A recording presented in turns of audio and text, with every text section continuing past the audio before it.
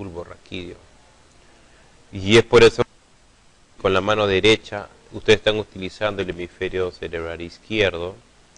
Cuando ustedes toman el vaso, el agua con la mano izquierda, ustedes están utilizando el hemisferio del lado contralateral derecho.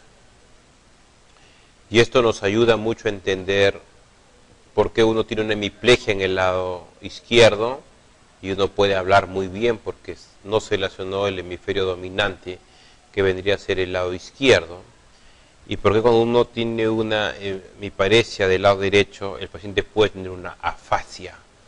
Ustedes tienen afasia porque sin fascia lenguaje, porque simplemente el lado dominante derecho se ha lesionado.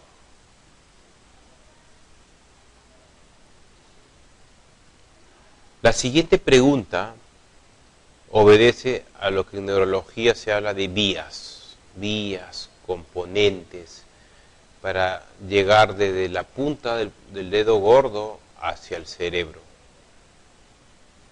Estas vías van a pasar por varias estructuras, empezando por algunos receptores de terminaciones libres, si es dolor, y van a llegar hasta el cerebro, exactamente hacia el lóbulo parietal. La pregunta sería, ¿por dónde pasa la vía sensitiva? Exacto. Por ahí responden hipotálamo. ¿Alguna otra respuesta?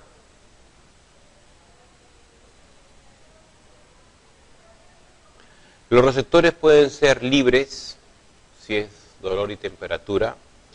La médula espinal está el fascículo que va desde la espina, de la médula espinal hacia el tálamo. El tronco encefálico también tiene vías sensitivas ascendentes. Y no es el hipotálamo, sino el tálamo, el que es característica de la vía sensitiva. Esta es una pregunta que tiene un nivel de exigencia porque podría confundir por la palabra tálamo y ustedes pasar de frente. El tálamo es el peaje de la sensibilidad. Toda sensibilidad tiene que pasar por tálamo sí o sí. Así sea superficial, y entiéndase superficial como dolor y temperatura, o así sea profunda, entiéndase como profunda lo que es el diapasón, esta estructura metálica que ustedes colocan en eminencias óseas o duras para que ustedes sientan la vibración. Diapasón es igual a decir sensibilidad profunda. Y llegan todos al lóbulo parietal. La respuesta es hipotálamo, porque el problema es en el tálamo. Aquí, por ejemplo, nos hincamos con una espina, y digo me hinco con una espina para entender que todo lo que es dolor viene por la parte posterior, llega al ganglio basal, al ganglio espinal dorsal, y llega a la sustancia gris, porque la H es la sustancia gris en la médula espinal, ¿recuerdan ustedes? Porque la sustancia blanca está alrededor. Y en la sustancia gris tiene que haber sí o sí cuerpos neuronales, porque y tiene que haber también sinapsis, porque esa es su función de la sustancia gris, hacer sinapsis. Y como se hincó con una espina, hace un retiro del músculo de la mano, y eso se llama un reflejo o una respuesta motora. El cordón posterior, todo lo que es posterior es profundo, y todo lo que es profundo es otro síntoma como palestesia, por ejemplo, P de profundo, P de palestesia. Y entiéndase como palestesia la alteración de la vibración por el diapasón. Cuando ustedes utilizan el diapasón, ustedes están evaluando la palestesia, P de palestesia. También están evaluando la P de posición, porque muchos médicos de repente no tienen el diapasón, esa estructura metálica que ustedes hacen vibrar y hacen mover en la eminencia, y ustedes colocan en la mano y dicen estoy evaluando el as de Burdach, porque ustedes saben que pasa por cordón posterior, Burdach, B de brazo, o estoy evaluando el as de Gold. Pero si ustedes no tuvieran diapasón, ustedes simplemente le dicen al paciente que estire las manos y que les diga hacia abajo o hacia arriba con los ojos cerrados. Eso se llama posición. Entonces ustedes tienen P de profunda, P de posterior, P de palestesia y P de posición. ¿Quieren otra P? Ustedes le colocan 2 pesos al paciente, le ponen una moneda pequeña y le ponen un kilo de hierro y le dicen que cierre los ojos y usted le dice en cuál de los 2 pesa más. Y él le va a decir donde haya con 1 kilo porque la moneda pesa menos. Con los ojos cerrados esa sensación también se ve por el cordón posterior, P de peso. ¿Otra P más? Ustedes colocan 2 dedos en la parte dorsal de la espalda y ustedes a uno lo presionan más que el otro, le hacen más presión.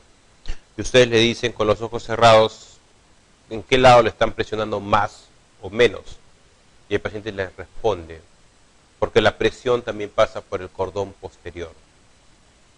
Y ya tienen otra P. Entonces tienen que estar aprendiendo mucho y lo que tienen que hacer es solo razonar que si ustedes tienen una tabes dorsal, sífilis, o una neurotabes, está lesionado el cordón posterior y todo lo que hemos hablado de las P no los va a tener el paciente.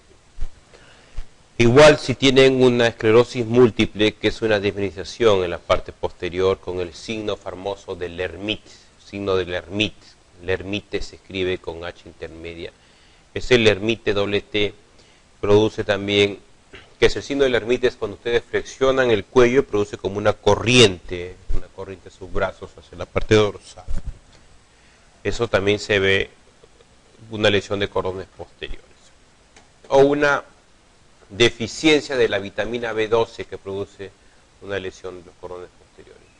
No produciría todos estos P que hemos hablado. Igual me hinco con una espina, yo me hinco con una espina en las terminaciones libres y hago sinapsis en la sustancia gris. ¿Verdadero o falso? ¿Verdadero o falso? ¿Hago sinapsis o no hago sinapsis?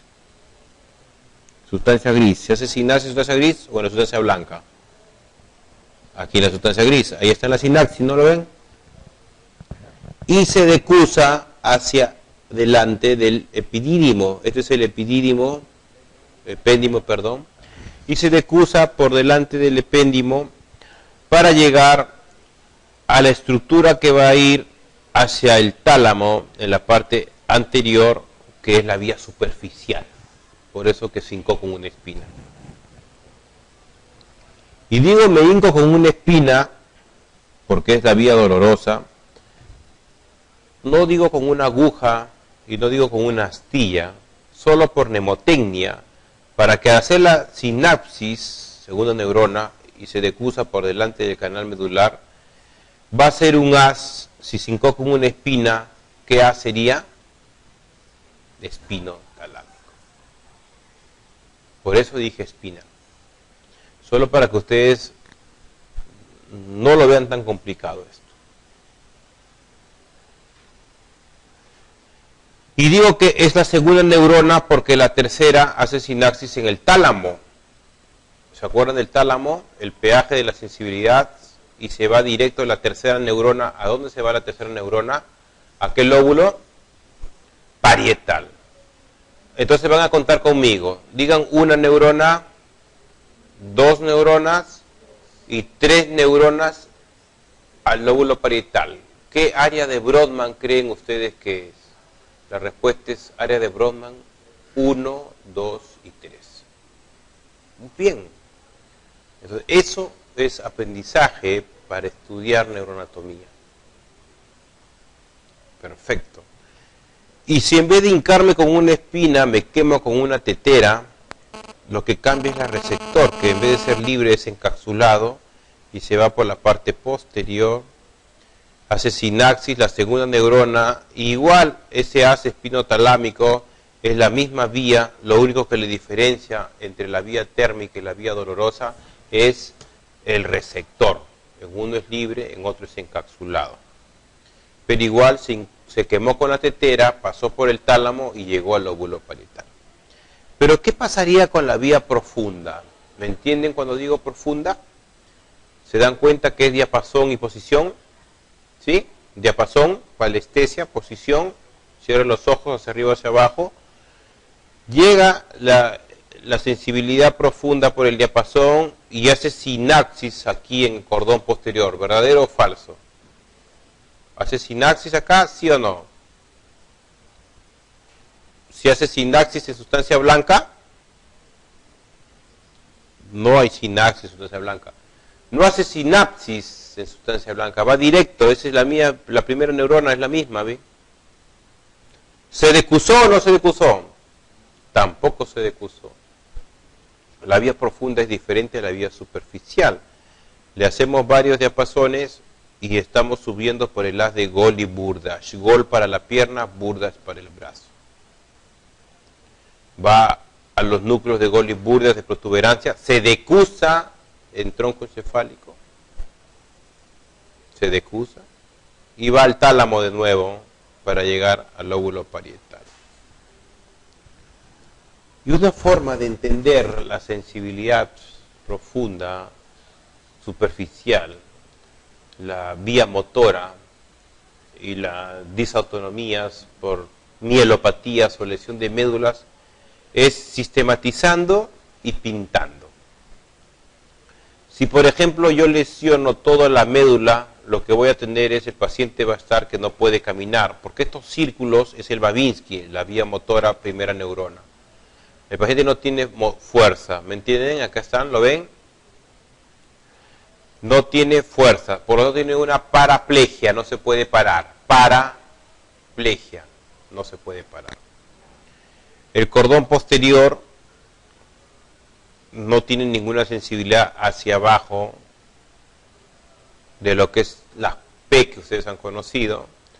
Y la sensibilidad superficial de dolor y temperatura tampoco lo siente. Esta es una sección medular completa que es típico de mirides transversa y también del shock medular. Entiéndase como shock medular una emergencia neurológica. Shock medular es igual a decir todo se parece a una lesión de segunda neurona, pero lo que ustedes seleccionaron es la médula. ¿La médula es primera o segunda neurona? Si tiene forma de 1 la médula. Primera neurona. Pero un shock medular, en vez de que tenga hiperreflexia y Babinski, va a tener flacidez y no va a tener Babinski. La única diferencia es que va a tener su globo vesical. Ustedes pueden tener dos pacientes, uno con Guillain-Barré y otro con shock medular, y son igualitos. La diferencia es el globo vesical. En la mielopatía siempre tiene que haber globo vesical. Pero si ustedes tienen un tumor o algo que va presionando poco a poco, y ustedes lesionan solamente la vía motora en un solo lado, tienen una hemiplegia, lesionan la parte del diapasón, eso se llama hipopalestesia del mismo lado, o lesionan la parte de la temperatura y dolor del lado contralateral, porque ya se decusó. Eso es lo que ustedes conocen Brosequard. Un Brosequard o un síndrome de hemisección medular, pregunta de examen frecuentísimo el Brosequard, es hemiparesia e hipopalestesia del mismo lado, o para hacerlo más fácil, déficit motor y sensibilidad profunda alterada del mismo lado, y alteración de la sensibilidad superficial del lado contralateral. Ese es un Brosequard, ¿ok? Entonces, imagínense, pues, un paciente que tiene un Brosequard a nivel cervical, no puede levantar este brazo, por lo tanto acá tampoco siente el diapasón, pero acá no siente dolor y temperatura. Eso es un Brosequard. No levanta hemiparesia o hemiplegia de este lado, no siente el diapasón, la vibración, y acá no siente el dolor y la temperatura. Es un Brosequard cruzado, por lo que está lesionado la mitad de la médula. O si tengo el síndrome del canal central o el síndrome de la siringomielia, se va dilatando y dilatando el canal central. Se dilata tanto que se va a lesionar la vía motora. Miren ustedes acá, ¿está bien lesionada la vía motora o no llega todavía? No llega. El cordón posterior no tanto, pero por acá se acuerdan que se decusaba la vía, ¿se acuerdan? ¿Qué vía se decusaba por delante del canal central?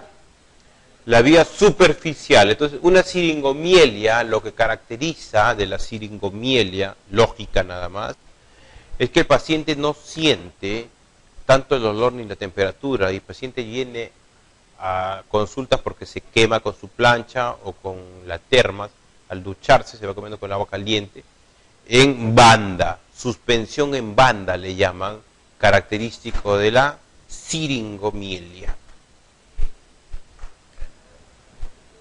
Otra forma de aprender la mielopatía es en la vitamina B12 o una deficiencia de vitamina B12, que es alteración del cordón posterior, o sea, todas las P se han ido, todas las P, y el Babinski, la vía motora. El paciente no puede caminar bien y no tiene alteración de la sensibilidad profunda. Muy bien. Muy bien, vamos a poner un ejemplo acá de una siringomielia. La parte más grande de la protuberancia, del tronco encefálico, perdón, protuberancia, bulbo raquídeo, acá cabe el bulbo raquídeo, acá está el número 4. ¿Por qué está el número 4? ¿Cómo se llama esto? Cuarto ventrículo, todo lo que es blanco es líquido cefalorraquídeo, y empezamos con la médula espinal en forma gris. Aquí no debe ser blanca, y es blanca simplemente porque tiene una lesión donde se acumula líquido al inicio del canal central, o famosa siringomielia, suspensión en banda.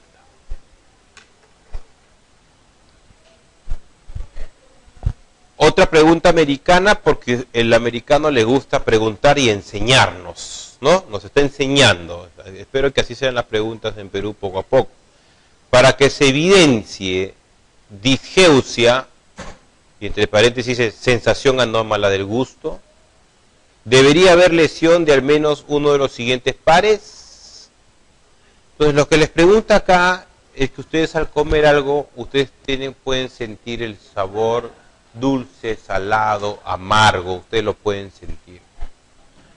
Pero eso se obedece porque ustedes tienen la inervación de la lengua. La inervación de la lengua, si se acuerdan, es el hipogloso. El hipogloso que inerva la lengua es característico de lo que es movimiento, todo lo que es motor. Pero esta pregunta no tiene nada con lo que es motor. ¿Qué está preguntando? Lo que es sensorial. Tampoco sensitivo, porque sensitivo es el dolor. Porque usted se muerde en la lengua, a usted le duele. Eso es sensitivo. Lo que le están preguntando es sensorial. Es gusto, ¿ok? Entonces la lengua tiene tres tipos de inervación: la motora, movimiento; la sensitiva, dolor. La sensitiva es más sencillo porque en la cara todo lo que era sensitivo era quinto par craneal. Si se muerde la lengua sigue siendo el quinto. Y les preguntan cuál es la sensorial. ¿Alguna alternativa?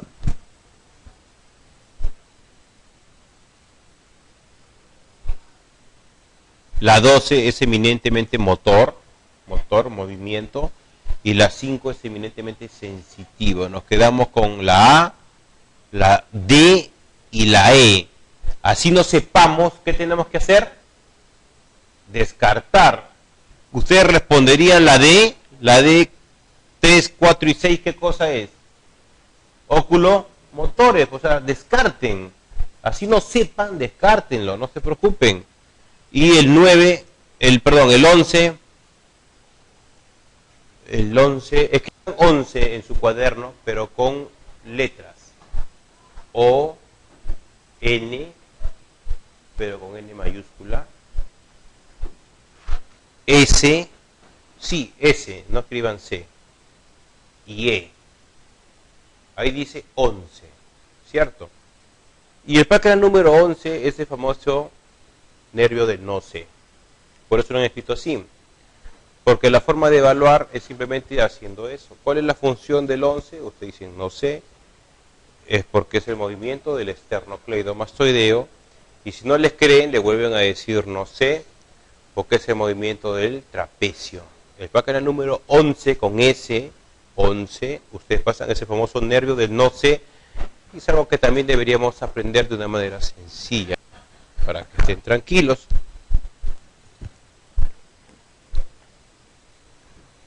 La respuesta sería, la respuesta es la A.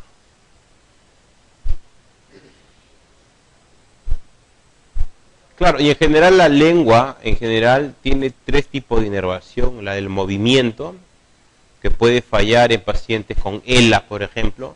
Las pacientes con ELA tienen las famosas fasciculaciones en lengua.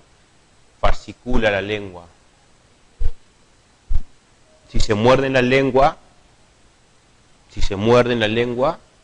quinto par craneal, este borde del dulce y borde del salado, está inervado por el par craneal número 7. Es por eso que yo les dije, cuando se lesiona el 7 hay 4 signos cardinales. ¿Se acuerdan? Dolor retroauricular, epífora, hiperacusia y disgeusia. Esa es la explicación por qué nuestro séptimo par craneal altera la sensibilidad. Pero acá hay corpúsculos de sensación receptores para lo amargo. Es por eso cuando ustedes toman un vaso amargo de cerveza, ustedes al inicio no lo sienten, pero al final sienten el sabor amargo.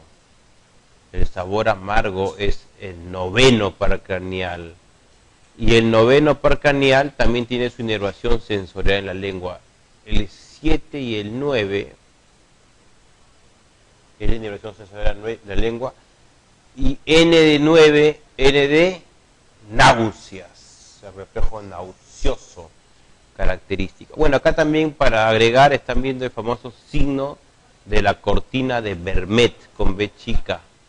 Signo de la cortina de Vermet o caída del velo del paladar,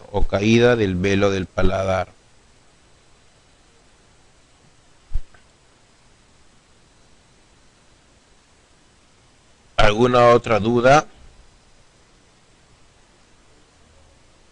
¿Cuándo se produce qué? El cortina de Vermet es par craneal número 9 también. En general el 9 y el 10 se examinan juntos. El 9 y el 10 nunca van separados, se examinan juntos, cortina de Vermet. Y esta es la explicación de cómo el tronco encefálico está relacionado con los pares craneales. Tercer y cuarto en el mesencéfalo, ya saben por qué. Quinto, sexto, séptimo y octavo, protuberancia. Noveno, décimo, 11 y 12, era parte de la pregunta. Y estos nervios pueden unirse y salir por algunas estructuras, ¿no? Como algunos agujeros cuando se juntan. Y el par craneal número 12 va directo a la lengua a formar parte de la inervación, de la par craneal motor, ¿no? La parte motora. Por el agujero magno va a pasar todo lo que es el tronco encefálico, el único agujero donde puede salir el cerebelo y enclavar al paciente. Aquí también están viendo el tronco encefálico en su estructura, el cerebelo, tronco encefálico bulbo, lóbulo temporal, lóbulo frontal. Y típico de una parálisis facial, porque la parálisis facial, o también llamado parálisis de Bell, lo que produce es un borramiento de los surcos, ¿no? Frontales, nasogenianos, ¿no? Se dice que hay una teoría viral, y una teoría inflamatoria. Es por eso que a la parálisis de Bell o séptimo par craneal ya no se le da neurobión ni masticar chicle, porque ustedes mastican el chicle, están potenciando el pterigodeo y el macetero, que ¿de qué par craneal era? Quinto par craneal. En cambio, lo que tienen que hacer con el paciente es darle aciclovir y darle prednisona y hacerle soplar globos. Totalmente diferente de lo que decía antes de masticar chicle. Y el canal número 8, que está formado por el nervio vestibular y el nervio auditivo, que los dos al juntarse produce el octavo paracraneal. Vestibular, B de vestibular, B de vértigos, B de vómitos, y el auditivo coclear, todo lo que es coclear es el auditivo hipoacusia coclear. Y el quinto par craneal, lo que les comentaba hace un rato, el quinto par craneal, lo que les comentaba, le llaman trigémino porque tiene 3 ramas. La rama número 1, perdón, la rama número 2 y la 3. La número 1 se puede dañar con lo que nosotros llamamos el herpes zóster. Produciría un herpes zóster oftálmico. Se relaciona a todo lo que es quinto 1. Miren, la nariz es quinto 1. El reflejo corneal es quinto 1 también. En cambio, el 2 y 3, más el 3 que el 2, se lesiona en la famosa tics doloroso o neuralgia del trigémino. La neuralgia del trigémino, que es un dolor muy intenso que dura de 10 a 30 segundos, generalmente unilateral, y que da después de los 50 años. Si da antes de los 50 años, hay que pensar en esclerosis múltiple. Y acá estamos evaluando el nervio del no sé, porque estamos tocando ¿qué cosa? Esternocleidomastoideo, y acá seguimos con el nervio del no sé, porque estamos haciendo elevar al paciente, estamos haciendo elevar el hombro al paciente. Igual acá miren la evaluación del nervio espinal, también llamado nervio accesorio, para el número 11 o 11º par craneal. Nunca 11º par craneal, porque el 11º par craneal no existe esa forma de hablar, porque sería la 11ª parte de algo. Es 11º par craneal, o par craneal número 11. ¿Estamos? ¿Sí? Muy bien. A ver, uno para... Yo diría para que se relajen, ¿no? Porque también la neurología es muy difícil, la clásica. A ver, respondan ustedes, pues. Con tranquilidad.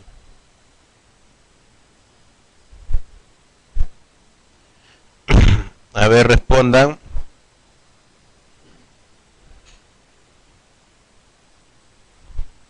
Alternativas.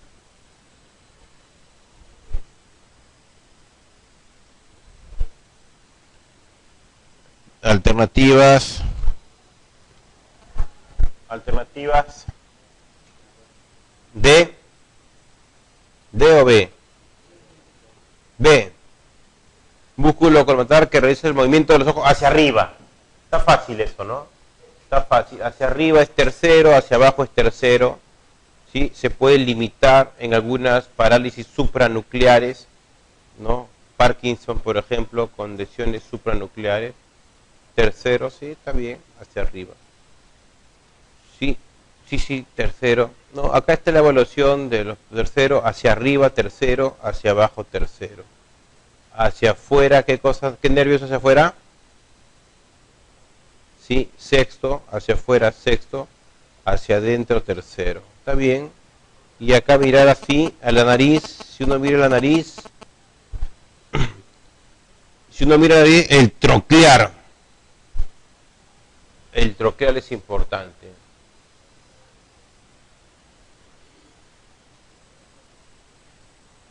Esta es una pregunta de conocimiento. También hay que conocer, porque a veces uno puede tener falsas creencias, ¿no? Dice, bueno, si en el derecho es así, en el izquierdo será así. Y esa lógica tampoco a veces funciona. Lo que vamos a hablar ahora es de las dominancias. La mayoría de personas se escriben con la derecha, son diestros, y su hemisferio dominante es el izquierdo. El cerebro, el hemisferio dominante es el izquierdo. Es por eso que ustedes en los libros de neuroanatomía ustedes tienen siempre la vista del hemisferio izquierdo, si se han dado cuenta, porque lo consideraban un hemisferio muy importante porque es el dominante. ¿Dominante en qué? Dominante en el lenguaje, ¿no? Ustedes, si tienen una lesión del hemisferio dominante, es porque tiene afasia el paciente, no puede hablar. Entonces acá lo que nos pregunta es una pregunta de conocimiento, nos dice, en relación al lenguaje dice que lo que es falso, dice que el 95% de todas las personas tienen como hemisferio dominante el izquierdo. Eso es cierto, casi todos tenemos el hemisferio dominante el izquierdo, así seamos zurdos. Más aún, el 70% de los derechos, de los diestros, tienen su hemisferio dominante en el izquierdo. Lo que ustedes no saben, porque ustedes creerían que el 70% de los zurdos, ¿dónde tendrían su hemisferio dominante? En el derecho, pero eso no es cierto. O sea, el 70% de los zurdos también tienen su hemisferio dominante en el izquierdo.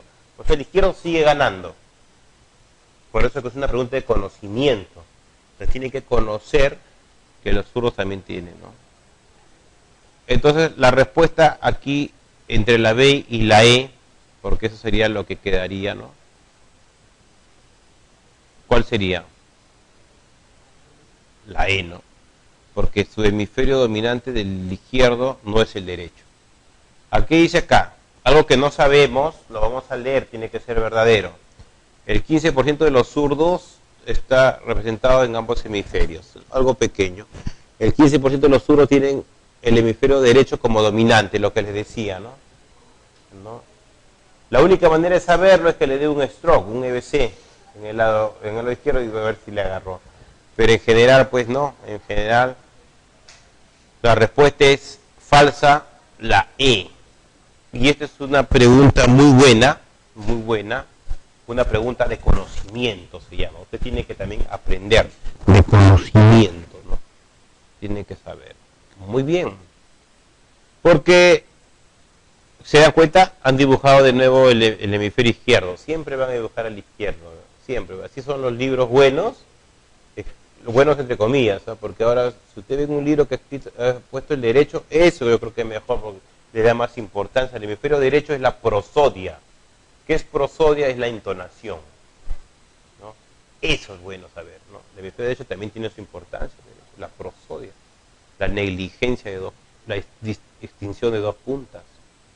Bueno, acá tienen el área cortical rolando, prerolándica, el homúnculo motor, y acá está el área del